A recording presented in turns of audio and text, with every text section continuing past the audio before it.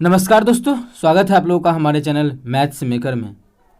तो डेली की तरह आज भी लेके आए हैं सभी क्वेश्चन, हमारा प्रीवियस ईयर क्वेश्चन है। ठीक है, जैसा कि पता है आप लोगों को, हम लोग डेली प्रीवियस ईयर क्वेश्चन करते हैं। ठीक है, कौन सा रहता है? P/Q रहता है हमारा, P/Q। और एसएससी और आरआरबी का प्रीवियस ईयर क्वेश्चन रहता है। ठीक है, ये भी देखिए रेलवे एनटीपीसी में पूछा गया। और जो भी एनटीपीसी का क्वेश्चन है आप लोग को पता है, एएलपी के लिए हमारा बहुत ही इंपॉर्टेंट रहने वाला है, क्योंकि एएलपी का भी हम बहुत सारा क्वेश्चन आप लोग को करवा चुके हैं। तो हम देखे भी उसमें कि हाँ, एनटीपीसी और एएलपी में लगभग क्वेश्चन मैच करता है। ठीक है, मतलब जो भी एनटीपीसी का क्वेश्चन पूछा गया एएलपी में पूछा जा रहा है। तो एएलपी का बहुत सारा क्वेश्चन पे करवा, एसएससी का भी करवा चुके हैं, एएलपी का भी हम लोग रेलवे का सभी एग्जाम्स का कर रहे हैं। अब देखिए इस क्वेश्चन को क्या हॉल क्यूब करेंगे? जैसे हॉल क्यूब दिख रहा है कि यहाँ इसका हॉल क्यूब करेंगे, इसका हॉल क्यूब, इसका हॉल क्यूब, उतना हम लोग नहीं करेंगे। तो क्या पैटर्न रहेगा, क्या तरीका रहेगा, क्या क्वेश्चन का शॉर्ट ट्रिक्स रहेगा, वो सभी आप लोगों को हम इसी वीडियो में बताने वाले हैं, इस क्वेश्चन के थ्रू, इस क्वेश्चन के लायक। ठीक है, वैल्यू पुटिंग, जो कि आप एसएससी का भी बहुत सारा क्वेश्चन आता है, उसमें वैल्यू पुटिंग लगता है अलजेब्रा के क्वेश्चन में। तो इसमें भी वैल्यू पुटिंग, मान पुट करके कैसे निकाल सकते हैं, जो मन करे जीरो मान रख देंगे, फिर हम लोग निकाल के देखेंगे क्वेश्चन को कैसे सॉल्व कर सकते हैं, क्या जीरो रखेंगे, किसका मान जीरो रखेंगे, कितना चीज़ का मान जीरो रखेंगे। तो वो सभी चीज़ आप लोग को हम बताएंगे। बस आप लोग को हमारे चैनल पे वीडियो को लास्ट तक बने रहना है। और डेली हमारे चैनल पे सुबह के 6 बजे और शाम के 7 बजे मैथ्स का वीडियो आता है, आप लोग जरूर देखा करें। ठीक है, अगला क्वेश्चन देखिएगा, रेलवे आरपीएफ एसआई में 2019 में ही पूछा गया प्रश्न है। ये परसेंटेज लाभ और हानि का क्वेश्चन है। परसेंटेज से भी किस प्रकार से बना सकते हैं, अगर परसेंटेज आप लोग पढ़ें तो तुरंत बन जाएगा, लाभ हानि से पढ़ें तो भी बन जाएगा। तो जो भी तरीका रहेगा वो सभी आप लोग को हम बताएंगे। ठीक है, ये भी क्वेश्चन देखिए, A+B का मान इतना, AB का मान इतना है, तो AQ+BQ का मान ज्ञात करना है, इतना बड़ा मान आएगा तो क्या आएगा, कैसे आएगा, वो क्या होगा, वो सभी चीज़ हम लोग करने वाले हैं। इकाई अंक पे भी कर लेंगे, क्योंकि इकाई अंक यहाँ पे 8 है, यहाँ पे 8 है, वो सभी चीज़ हम देखेंगे इसी वीडियो में। डेली हमारे चैनल पे आता है सुबह के 6 बजे और शाम के 7 बजे। ठीक है, प्रीवियस ईयर क्वेश्चन रहता है P/Q, और मैथ का VVI क्वेश्चन रहता है। PVI प्रीवियस में भी जो क्वेश्चन बहुत बार रिपीटेड रहता है, एग्जाम में आने का चांस रहता है, वो सभी क्वेश्चन रहता है। ये भी क्वेश्चन देखिए रेलवे एनटीपीसी का क्वेश्चन है, जो कि बोर्ड मास का। एएलपी में भी, एलपी का भी क्वेश्चन आप लोग के सामने हम लेके आ रहे हैं, एनटीपीसी का भी लेके आ रहे हैं। ये भी देखिए रेलवे एनटीपीसी का ही क्वेश्चन है। और पिछले आप जाइएगा, पिछले अगर 2 क्लास पीछे जाइएगा तो एलपी का आप लोग को मिल जाएगा बोर्ड मास का क्वेश्चन। 1 क्लास पीछे जाएगा तो एनटीपीसी का ही मिलेगा। तो वो सभी क्वेश्चन सेम रहता है, इसीलिए हम क्या करते हैं, इस टाइप का सारा क्वेश्चन उठा के ले आते हैं एक ही साथ, कि रेलवे का रहे चाहे इस चीज़ का रहे, क्या कहते हैं, एनटीपीसी का, क्योंकि सभी एग्जाम्स के लिए बहुत ही इंपॉर्टेंट रहने वाला है।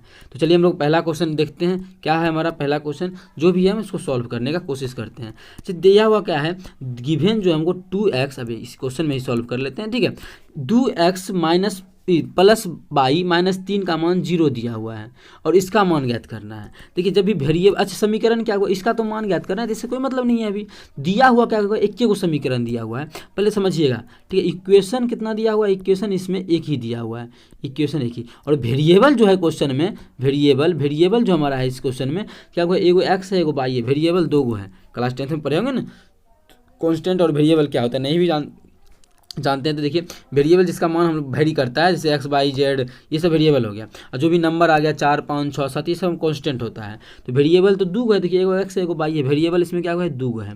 तो जितना इक्वेशन है उतना मान को फिक्स कर लेना है। वो क्या फिक्स करेंगे, मतलब उसको नहीं मानना है कुछ भी, उसका मान खुद ब खुद निकलेगा जब। तो क्या इक्वेशन है एगो ना, तो एगो मान को फिक्स कर लेंगे, मतलब x है और y है, तो इस दोनों में से एक मान को अपने मन से रखेंगे, दूसरा फिक्स, दूसरा एक, मतलब एक मान को अपने मन से रखेंगे, दूसरा खुद ब खुद निकलेगा, उसका छेड़छाड़ नहीं कर सकते हैं, क्योंकि इक्वेशन एक है तो एक मान को हमको फिक्स करना ही पड़ेगा। तो हम कर लेते हैं कि इसको x को फिक्स, y को ही फिक्स कर लेते हैं, y को फिक्स कर लेते हैं। x का मान है मेरा 0 मानने का, क्योंकि 0 मानना सबसे आसान होता है क्वेश्चन के सॉल्व करने में। तो मान लेते हैं 0, x का मान 0, तो एक ही मानेंगे। y का मान तो क्या करेंगे, फिक्स करेंगे, तो y का मान हो गया फिक्स। y का मान हम लोग क्वेश्चन जब सॉल्व करेंगे खुद ब खुद निकलेगा, लेकिन हम लोग यहाँ पे रख नहीं सकते हैं अपने मन से।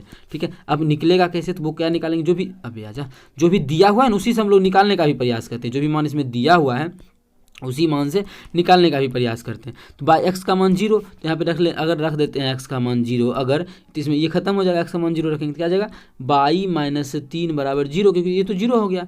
मतलब x का मान 3 रखने से जो बाई का मान आया, बाई का मान, अभी आ जा अभी ऊपर 1 मिनट, तो बाई का मान यहाँ से क्या निकल जाएगा, मतलब बाई का मान 3 आ गया। मतलब इस क्वेश्चन में बाई का मान 3 रख देंगे तो जो आएगा वही आंसर हो जाएगा। ठीक है, तो चलिए रख देते हैं, बाई का मान 3 रखेंगे तो कितना होगा, 8 × एक्स क्यूब, तो एक्स का तो मान 0 है, तो ये पूरा खत्म हो गया। एक रो में एक्स है मतलब एक्स का तो मान 0 है, तो ये खत्म हो गया। ठीक है, अब यहाँ बाई भाई अब समझ में आ रहा है ना कैसे खत्म होगा, क्योंकि देखिए एक्स का मान 0 है, एगो मान 0 हुआ तो गुना करेंगे पूरा खत्म हो जाएगा। इसमें भी एक्स का मान 0 है मतलब ये पूरा खत्म हो जाएगा। बचा बाई क्यूब, तो बाई का तो मान हम लोग निकाले हैं ना। अभी आ जा, इतना नाटक काहे करता है वे, तुम भी आजा। तो बाई का तो मान लो हम लोग निकाले हैं ना कि कितना 3 रखना है, देखिए यहाँ से निकालना है 3, तो बाई यहाँ पर रख देंगे 3 का क्यूब, -27 भी है, -27। जब इस 3 का क्यूब कितना होता है, 3 का क्यूब हमारा होता है 3 होता है 27, 27 में 27 गया 0, मतलब पूरे को सॉल्व किए तो 0 आ गया, मतलब ऑप्शन सी में 0 है, तो ऑप्शन सी हमारा बिल्कुल करेक्ट आंसर होगा। किसी को लगे कि नहीं 0 रखने से मिल गया, कोई और मान रखेंगे तो नहीं मिलेगा, तो बिल्कुल मिलेगा, आप लोग रख के चेक कर सकते हैं। अब दूसरा मान इसलिए नहीं रखे, अब पूरे को सॉल्व करना, मानिए जितना भी मान है पूरे को सॉल्व करना, अगर मानिए कोई दूसरा मान रखते तो उस कंडीशन में क्या होता है, इसको भी सॉल्व करना पड़ता है, इसको भी। ऐसे क्या हुआ, ये दोनों तो हमारा पहले ही 0 हो गया, इस दोनों को सॉल्व के समय का बचत होता है। ऐसे आप लोगों का मन करे तो जो मन करे वो मान रखिए, इसमें कोई इशू नहीं है वाला, आंसर में कोई चेंजेस नहीं आने वाला है। ठीक है, अगर चाहते हैं हम ही रख देते हैं, आप लोग कमेंट कीजिएगा, दूसरा भी मान रख देंगे, आप लोग को जितना मन करे वो रख लीजिए, लेकिन सहूलियत के अनुसार वो मान रख लेते हैं, आंसर निकल जाता है। ऐसे सॉल्व भी कर सकते हैं आप लोग, अगर घर में बैठे तो सॉल्व भी कर सकते हैं, इसको सॉल्व करके बना लीजिए, लेकिन सॉल्व करने में कुछ ज़्यादा ही टाइम खपत होता है, इसलिए इस प्रकार से बना सकते हैं। अगला क्वेश्चन देखिएगा, आरपीएफ एसआई का पूछा गया प्रश्न है। क्या है क्वेश्चन, जय एक पोशाक 1400 में बेचता है, मतलब एसपी सेलिंग कितना में करता है, सेलिंग प्राइस है, बिक्रय मूल्य है 1440। ठीक है, और 20% का लाभ कमाता है, इसी में प्रॉफिट भी जुड़ा हुआ है, लाभ प्रॉफिट परसेंटेज कितना है, परसेंटेज प्रॉफिट अगर बोले तो 20% का लाभ होता है, कितना परसेंट का, 20% का। तो पोशाक का क्रय मूल्य बताना है कि सीपी कितना होगा, सीपी का मतलब क्रय मूल्य। देखिएगा बहुत सा आसान तरीका है। अब देखिए अगर मान लेते हैं कि वस्तु का सीपी, देखिए परसेंटेज के अनुसार ही बता देते हैं। ठीक है, परसेंटेज में भी अगर मानिए वस्तु का सीपी हम मान लीजिए 100% है, ठीक है 100% है, और प्रॉफिट अगर कोई चीज़ अगर 20 रुपया का हो रहा है तो हम अपने अनुसार बेचेंगे कितना में उस चीज़ को, 120 में। कोई चीज़ हम खरीदे हैं कितना में, 100 में, और बोल रहा है 20 का प्रॉफिट हो रहा है, मतलब कि बेचेंगे कितना में, 120 में। 120 में बेचेंगे ना, यही 120 में बेच रहे हैं, लेकिन क्वेश्चन बोला 120 में नहीं बेच रहे हैं, तो सेल जो कर रहे हैं वो 1440 रुपया में कर रहे हैं। कितना में कर रहे हैं, 1440 में कर रहे हैं। ब्याजा 1440 में कर रहे हैं।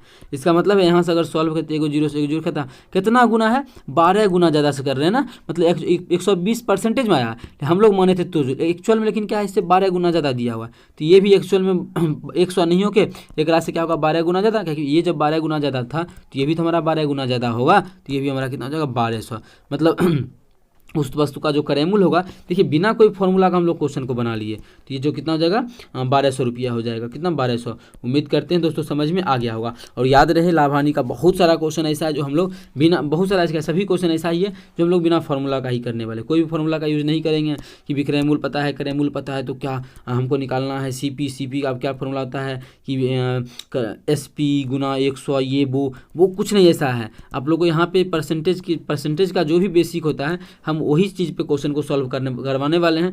एक भी क्वेश्चन का वो नहीं मानना है कि फॉर्मूला याद नहीं करना है, ऐसा कोई ज़रूरी नहीं पड़ने वाला है कि फॉर्मूला याद रहे ना रहे, कोई फर्क नहीं पड़ने वाला है। इसी क्वेश्चन में देखिए अगर इसको बनाना चाहे कोई नॉर्मल बच्चा, क्लास 8 का या नॉर्मल जो नहीं पढ़ा है, तो फॉर्मूला ही बैठाएगा ना कि क्रय मूल्य निकालना है, तो क्रय मूल्य बराबर क्या फॉर्मूला होता है, जो भी होता है, जैसे हमको याद भी नहीं है क्योंकि फॉर्मूला यूज नहीं करते, क्योंकि बिना फॉर्मूला से ही बनाना होता है। तो क्या होता है 1440, मतलब जो भी है एसपी, तो एसपी बटा क्या होता है 100, लाभ है तो जोड़ लाभ गुना 100, इसी प्रकार से निकालते हैं ना। लेकिन ये फॉर्मूला बैठाने में याद रखना पड़ेगा, इतना तो करना नहीं है, तो इस सब का नहीं बैठाना, डायरेक्ट इस प्रकार से आप लोग निकाल सकते हैं, शायद यही फॉर्मूला बन जाएगा। ठीक है, लेकिन फॉर्मूला से हमको कोई मतलब ही नहीं है। यहाँ से हम फॉर्मूला भी बना सकते हैं, जो तरीका है ना, ये जो तरीका आप लोग को यहाँ से फॉर्मूला भी बना सकते हैं, लेकिन कुछ उसका जरूरी नहीं, जैसे यहाँ पे देखिए बना लिए। ठीक है, जरूरी नहीं है फॉर्मूला का, बिना फॉर्मूला का आप लोग कर सकते हैं। बहुत ही बेहतरीन ट्रिक्स बताते हैं। अगर आप लोग के पास जितना भी स्टडी ग्रुप है सभी में चाहे तो इस वीडियो को ज़्यादा से ज़्यादा शेयर कर सकते हैं। ये आपका अपना चैनल है मैथ्स मेकर। अब चलिए हम लोग क्वेश्चन नंबर दूसरा देखते हैं। 2 नंबर क्वेश्चन हमारा क्या है, ठीक है, इसमें ये मान दिया हुआ था, हमको पूछ रहा है A cube plus B cube का मान। अच्छा, फॉर्मूला क्या होता है A cube plus B cube का, वो देख लेते हैं हम लोग। फॉर्मूला होता है हमारा 2, ए क्यूब प्लस बी क्यूब का मान ज्ञात करना है, तो पहले हम लोग फॉर्मूला देखते हैं। फॉर्मूला होता है A cube plus B cube का होता है हमारा A plus B into A square minus A B plus B square. ठीक है, यही हमारा फॉर्मूला होता है। अब देखिए इसमें तो ए स्क्वायर प्लस बी स्क्वायर नहीं जानते हैं तो यहाँ से निकाल लेंगे, लेकिन क्या निकालना जरूरी है, तो वो आप लोग को हम एक चीज़ देखते हैं। देखिए बेसिक इसका जो है उस पर तो निकाल ही सकते हैं, लेकिन क्वेश्चन अगर ग्रुप डी में पूछा है मतलब कुछ ना कुछ इसमें लॉजिक जरूर लगा होगा। ठीक है, ऐसे तो मानिए अभी क्या इसका मान ज्ञात करना है, ठीक है, और हमको ए प्लस बी पता है 48, तो 48 into A square plus B square नहीं पता, निकाल लेंगे। ए बी पता है कितना -56, तो -56 ए स्क्वायर प्लस बी स्क्वायर हम लोग यहाँ से निकाल लेंगे।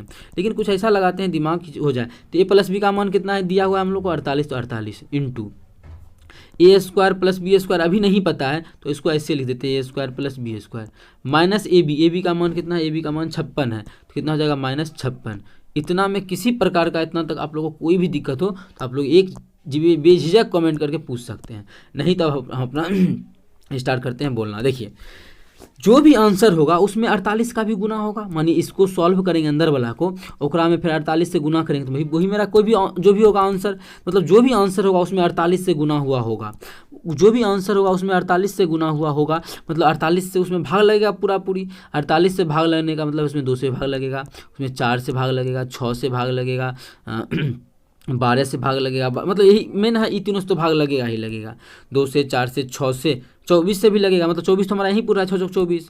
8 से भी लगेगा तो 4 दूना 8 भी पूर रहा है, ठीक है, 6 दूना 12 भी पूरा है, मतलब ये सभी से भाग लगेगा। 12 से भी लगेगा लेकिन 12 हमारा आ चुका है, मतलब ये सभी से भाग लग जाए जिस भी में वो हमारा क्या होगा, इसका आंसर होगा। अच्छा पहले 2 से चेक कर लेते हैं, इस सब में ऑप्शन में किस किस से भाग लग रहा है।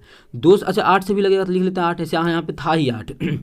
ठीक है, 2 से भाग लगने का मतलब है कि उस संख्या का इकाई अंक में अगर सम संख्या है तो 2 से भाग लगेगा, अगर विषम संख्या है तो भाग नहीं लगेगा। इसमें देखिए इकाई का अंक क्या है, विषम संख्या, इसमें तो पहले ही दिख गया कि 2 से भाग नहीं लगेगा, ये तो ऑप्शन हो नहीं सकता है। अब इसमें भी सम संख्या लास्ट में, इसमें भी सम संख्या लास्ट में, इसमें भी सम संख्या, इस सभी में 2 से भाग लगेगा। आप 2 से नहीं चेक कर सकते हैं।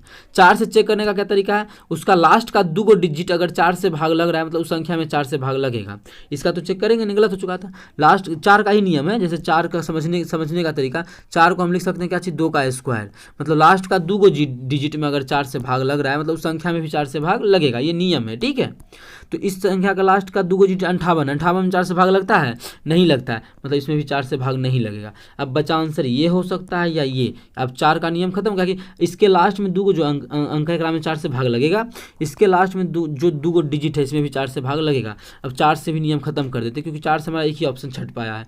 8 का, अब 6 का देख लें तो 6 का क्या नियम है, 6 का क्या नियम है। अब 6 का जो नियम है, जैसे 6 का नियम क्या होता है, 6 जिस संख्या में 3 और 2 से भाग लगेगा उस संख्या में हमारा 6 से ही भाग लगेगा। 2 से तो इसमें लग ही रहा है। अब 6 का देख लेते हैं, मतलब 3 का देख लेते हैं। 3 का क्या नियम है, जिस भी संख्या का योगफल, जैसे 8 87 में देखेंगे 3 से भाग लगेगा कि नहीं लगेगा, तो इसके अंकों को जोड़ लेते हैं, तो 8 7 15, 15 में हमारा 3 से भाग लगता है ना, मतलब 87 में भी 3 से भाग लगेगा। इस प्रकार से हम लोग निकाल सकते हैं, तो उसके अंकों के योगफल में 3 से भाग लगना चाहिए। तो देख लेते हैं किस में भाग लग रहा है, तो 2 1 3 लग रहा है, 3 3 5 2 7, 5 2 7, 7 8 15, तो 15 और 3 18, मतलब इसमें भी 3 से भाग लग रहा है। ठीक है, यहाँ भी देखिए अगर तो 8 2 10 5 15 3 18, इसमें भी 3 से भाग हमारा दोनों में लग रहा है, 3 से भाग इसमें भी लग रहा है, 3 से भाग इसमें भी लग रहा है। अब क्या किया जाए, 6 से तो हमारा हो गया, 6 से भी चेक। 8 से चेक करने का क्या तरीका है, 8 से भी यहाँ पे चेक हो जाएगा। 8 से चेक करने का क्या तरीका है, उस संख्या का जो है 8 का मतलब क्या लिख सकते हैं, देखिएगा 8 का मतलब क्या होता है, 2 का क्यूब, मतलब उस संख्या का लास्ट के 3 डिजिट में अगर 8 से भाग लग रहा है मतलब उस संख्या में भी, देखिए सभी नियम पता होगा तो फटाफट कर सकते हैं। यहाँ पे हम क्या हो रहा है, सभी नियम को एक्सप्लेन कर रहे हैं फिर बैठा रहे हैं तब बना रहे हैं। ठीक है, तो आप लोग को पता उस लास्ट का 3 डिजिट अगर 8 से भाग लग रहा है मतलब उस संख्या में 8 से भाग लगेगा। यहाँ पे चेक ही नहीं करना, 8 से रीजन है, एक रूम लास्ट में 528 है, एक रूम लास्ट में 528 बराबर ही है, मतलब भाग लगेगा 8 से लगेगा। जब तो मतलब इस 8 से पता नहीं कर सकते तो 8 से नहीं। अच्छा 48 है, 48 में 16 से भी भाग लगता होगा ना, मतलब इसका गुणन 16 भी गुणनफल होता है, मतलब 16 से भाग देने के लिए उस संख्या में जो है 16 को लिखते हैं 2 की पावर 4, मतलब उस संख्या का लास्ट का 4 अंक में अगर 16 से भाग लग रहा है, लास्ट के 4 अंक में अगर 16 से भाग लग रहा है तो बोलेंगे उस संख्या में भी हमारा 16 से भाग लगेगा। तो लास्ट के 4 अंक का बात करें तो इसमें 25 और 28 आ जाएगा, इसमें 0 528 आ गया। तो देखते हैं 16 से भाग हमारा किस में लगता है, तो क्या क्या है, ये जो हमारा है 25 है और कितना है 25 है और 25 अब कितना है, तो 25 चेक करना है ना, 25 है और क्या है 28 है, तो इसमें हम देखते हैं 16 से भाग लगता है या नहीं लगता है, इसमें चेक कर लेंगे। तो चेक कर लेते हैं। उसके बाद जो हमारा यहाँ पे क्या है 528 है, 528 में भी चेक कर लेंगे 16 से भाग लगता है कि नहीं लगता है। अगर दोनों में लगेगा तो फिर दूसरा पैटर्न चीज़ देखेंगे। तो 2500 16 से भाग देंगे तो 1648, मतलब इसमें 16 से भाग लग रहा है, इसमें 16 से भाग लग रहा है, इसमें 16 16 मतलब इसमें भी भाग लग रहा है। तो 16 से भी हम लोग चेक नहीं कर पाए क्योंकि 16 से इसमें भी भाग लग रहा है और 16 से इसमें भी भाग लग रहा है। अब क्या किया जाए, तो इतना चेक करने के बाद दो ही ऑप्शन हम क्या कर पाए, छाट पाए, और तो कोई ऑप्शन छट नहीं रहा है। ठीक है, अब जब कोई ऑप्शन नहीं छट रहा है तो उसको थोड़ा सा सॉल्व भी कर लेते हैं। जब सॉल्व कर लेंगे तो सॉल्व कर लेते थे। 48 से अब कुछ नहीं छटा ना, 48 में तो और कुछ आ नहीं सकता, जो भी आया 2 आता था, 2 को लिए, 4 को लिए, 6 को लिए, 8 को लिए, 12 को लिए, क्या 12 से, तो 12 का नियम 4 और 3 का नियम था, 3 से भी लग रहा है इस दोनों में और 4 से भी लग रहा है, तो 12 का नियम भी नहीं फेल हो जाएगा, 16 का भी, मतलब सभी नियम लगा लिए। तो अब हमारा यहाँ से नहीं, दो ही ऑप्शन को गलत कर पाए। जब दो ही ऑप्शन को गलत कर पाए, मतलब इतना तो कन्फर्म है कि पहला दोनों तो होगा नहीं, होगा तो लास्ट ही। इतना टाइम भी चला गया, उससे कोई मतलब नहीं, सभी तरीका पता होना चाहिए, फटाफट करेंगे, नहीं लगेगा तो फिर दूसरा बना लेंगे। अब देखिए यहाँ से पता होना चाहिए क्या, a² + b² निकाल लेते हैं। ये जी बहुत अच्छा बताया आप लोग को। अब देखिए a² + b² कैसे निकालेंगे, तो ये जो फॉर्मूला a + b कितना दिया हुआ है, देखिए a + b बराबर हमको 48 दिया हुआ है।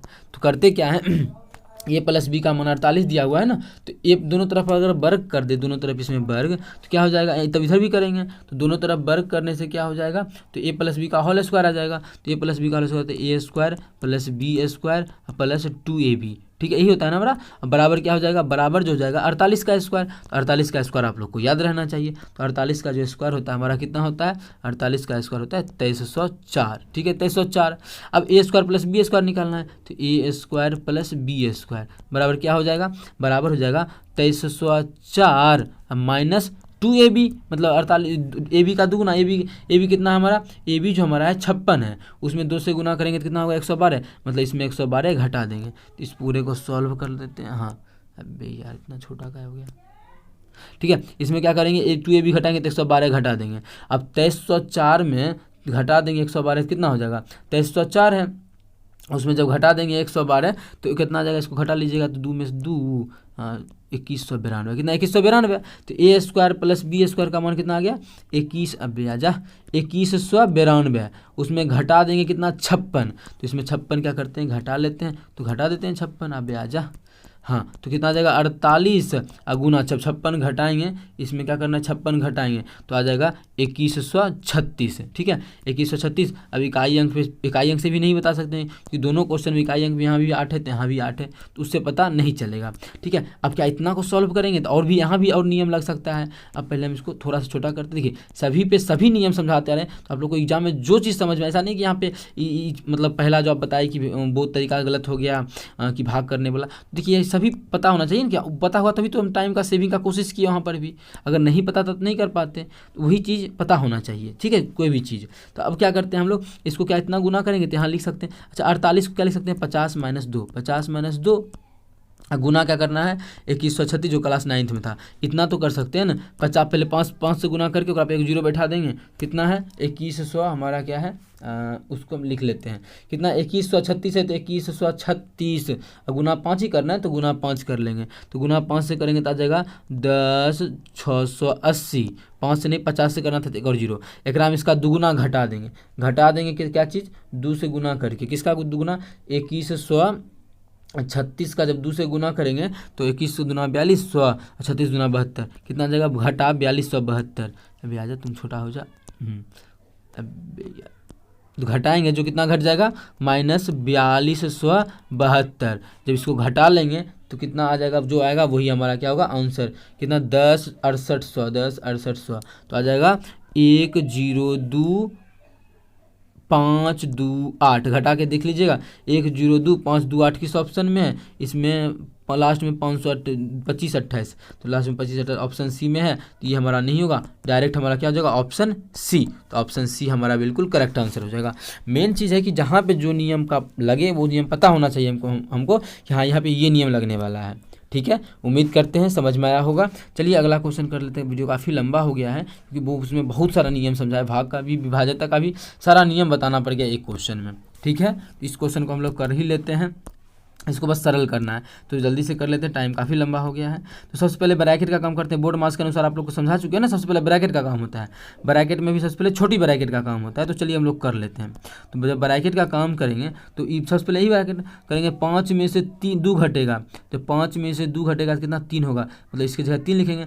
गुना 3 है तो 5 तिया 15, मतलब इस पूरे की जगह कितना लिख सकते हैं, इस पूरे की जगह 15, -15 हो जाएगा, क्योंकि यहाँ पे माइनस भी लगा हुआ है, तो -15 हो जाएगा, मतलब इस पूरे की जगह आ गया -15। तो इसको यहाँ से बंद करते हैं और इस पूरे के जगह पे लिख देते हैं -15। उसको कटेगा क्या, देखिए गुना का चिन्ह है ना, गुना का ही चिन्ह होगा यहाँ पे -15, हाँ अच्छा ब्रैकेट है मतलब गुना ही होगा, तो यहाँ पे गुना का चिन्ह है, -15 गुना, तो 3 × 5 = 15। ठीक है, इसको सॉल्व कर लेते हैं। अरे ब्रैकेट में भाग भी था, नहीं, यहाँ गलती कर दी है हम लोग। क्या इसको सॉल्व कितना आ गया, -15, तो यहाँ पे लिख देना इस -15 ही आया ना, ताकि इसको सॉल्व किया तो 3, और फिर 3 से गुना किया 5 तिया 15। इस पूरे को सॉल्व करने से -15 ब्रैकेट के अंदर ही आया, तो इस ब्रैकेट के मंझली ब्रैकेट के अंदर ही लिखते हैं। अभी आ जा, मंझली ब्रैकेट के अंदर कितना आ गया हमारा, -15, तो यहाँ पे लिख देते हैं हम लोग -15। तो चलिए यहाँ पे लिख देते हैं, तो बड़ी ब्रैकेट का तो काम खत्म हो गया, तो इसके जगह पे -15 आ गया। तो अभी आ जा -15, अब -15 में 10 से भाग करेंगे तभी तो ब्रैकेट से बाहर निकलेगा, तो बाहर से भाग कर लेते हैं। जब भाग करेंगे इस चीज़ को तो कितना आ जाएगा, काटेंगे, इस चीज़ को लिख लेते हैं एक बार, 24 - 3, अबे यार 24 × 3, 24 × 3 -5 × 1/3 गुना ये क्या आ जाएगा, -15 भागा 10 मतलब बटा 10, काटेंगे तो 3/2, तो -3/2। ठीक है, अबे यार इतना मोटा लिखा था, -3/2। इसको कर लेते हैं थोड़ा सा छोटा, इसको पतला।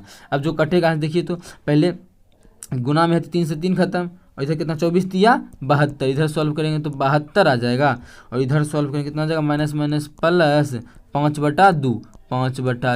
ठीक है, 72 में जब जोड़ देंगे 5/2 का मतलब यहाँ पे 5/2 नहीं, आधा डायरेक्ट समझना है। ठीक है, क्योंकि 5/2 का भाग करना तो आसान है ना, इसमें भी दिक्कत है कि आप 5/2 में भाग करेंगे, 5 में 2 से भाग करेंगे तो आधा नहीं आएगा, आधा हो जाएगा, आधा कर देते हैं हम लोग, तो यहाँ भी क्या कर देते हैं आधा, तो ये कितना हो गया 2.5, तो कितना आ गया 72 अब प्लस 2.5, तो 72 74.5 किस ऑप्शन में है, तो 74.5 ऑप्शन सी में है, तो ऑप्शन सी हमारा बिल्कुल करेक्ट आंसर हो जाएगा। कौन सा ऑप्शन, ऑप्शन सी 74.5। उम्मीद करते हैं दोस्तों समझ में आ गया होगा, कहीं भी किसी प्रकार का कोई भी दिक्कत हो 74.5 हमारा बिल्कुल करेक्ट आंसर हो जाएगा।